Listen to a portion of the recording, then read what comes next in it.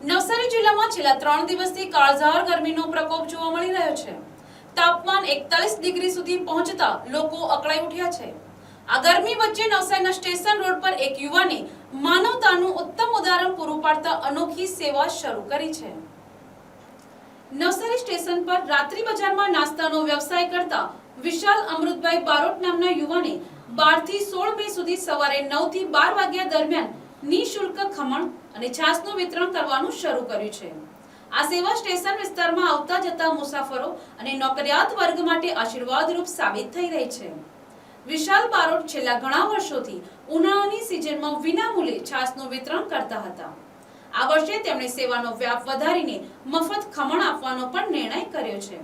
દરરોજ 100 કિલોથી વધુ ખમણનું વિતરણ કરવામાં આવે છે।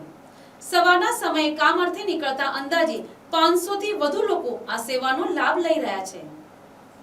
કાળઝાળ ગરમીમાં પેટ ઠારતા અને તરસ छिपावता આ સેવા કાર્ય બદલ સેંકડો લોકો તેમને આશીર્વાદ આપી રહ્યા છે। હું વિશાલ બારોટ, રેલવે સ્ટેશન સામે રાત્રિ બજાર કરીને ફૂડ ઝોન છે એ મારું છે। દર વર્ષે અમે છાશનું વિતરણનું આયોજન કરીએ છીએ, પણ આ વખતે અનોખો પ્રયાસ કર્યો છે ગરમીના કારણે કે છાશ સાથે ખમણ ફ્રીમાં આપીએ અને 12 તારીખથી 16 તારીખ સુધીનો પ્રોગ્રામ અમે રાખ્યો છે અને દર વખત રોજનું રોજ પબ્લિક વધતું જાય છે। આજે 500 થી 800 માણસની પબ્લિક આવ્યું છે અને હજુ આવતીકાલે પરમ શક્યતા વધે એવી છે।